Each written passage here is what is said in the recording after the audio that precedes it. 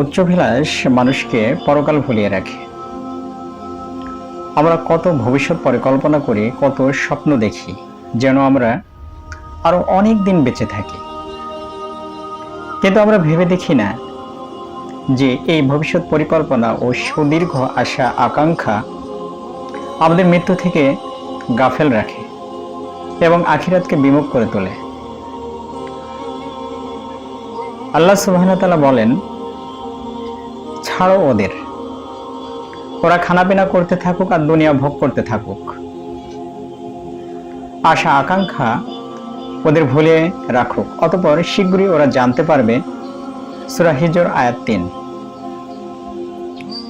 আব্দুর রহমান সাদি রহমতুল্লাহ বলেন, এই আয়াতে দুনিয়াদারদের ধমক দেওয়া হয়েছে, কেননা দীর্ঘদিন বেঁচে থাকা এবং দীর্ঘ আশার কারণে মানুষ আখিরাত থেকে বিমুখ হয়ে পড়ে। তাফসির সাদি পৃষ্ঠা 429।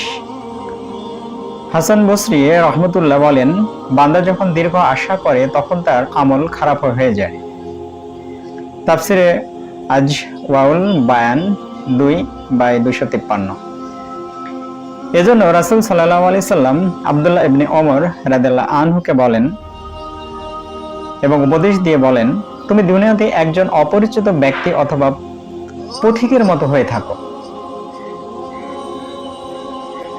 এরপর থেকে ইবনে উমর রাদিয়াল্লাহু আনহু বলতেন, সন্ধ্যা হলে তুমি সকালে আশা করো না এবং সকাল হলে তুমি সন্ধ্যা আশা করো না। অসুস্থ হওয়ার আগে তুমি তোমার সুস্থতাকে এবং মৃত্যু আসার আগে তুমি তোমার জীবনকে কাজে লাগাও। এই হাদিসটি কোট করা হয়েছে বুখারী শরীফের ৬৪১৬ নম্বর হাদিস। অথচ আমরা অহর্নিশ ছুটে চলেছি আমাদের ভবিষ্যতের স্বপ্ন বাস্তবায়নের পথে। মৃত্যু সম্পর্কে আমরা একেবারে উদাসীন। সালমান ফার্সি রহমতুল্লাহ বলেন, ৩ শ্রেণীর লোকদের দেখলে আমি আশ্চর্য হয়ে যাই। এক, সেই ব্যক্তি যে দীর্ঘ আশা আকাঙ্ক্ষা করে কিন্তু মৃত্যু নিয়ে মোটেও চিন্তা করে না, অথচ মৃত্যু তাকে প্রতিনিয়ত খুঁজে বেড়াচ্ছে।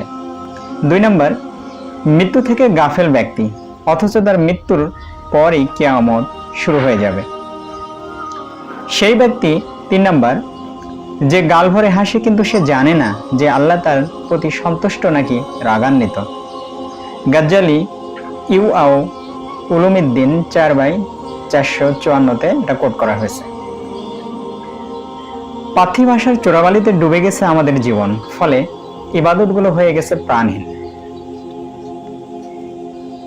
সেখানে আর অল্প তুষ্টির আবাদ হয় না, অথচ বল্লাহীন আকাঙ্ক্ষার লাগাম টেনে ধরে আমরা আমাদের আমল সুন্দর করতে পারতাম এবং আল্লাহর তুষ্টি এবং আখিরাতের পাথেও সঞ্চয় করতে পারতাম। আবুল লায়েস সামারকান্দি রহমতুল্লাহ বলেন, যে ব্যক্তি পার্থিব আশা আকাঙ্ক্ষা কম করে মহান আল্লাহ তাকে চরমভাবে সম্মানিত করেন। ১ নম্বর, তাকে আল্লাহর আনুগত্য অবিচলতা দান করেন। ২ নম্বর, তার পার্থিব দুশ্চিন্তা হ্রাস করে দেন, স্বল্প উপার্জনের উপর সন্তুষ্ট থাকার তৌফিক দান করেন এবং তার অন্তর আলোকিত করে দেন। কথাগুলো আমাদের বোঝার তৌফিক দান করুক। আসসালামু আলাইকুম।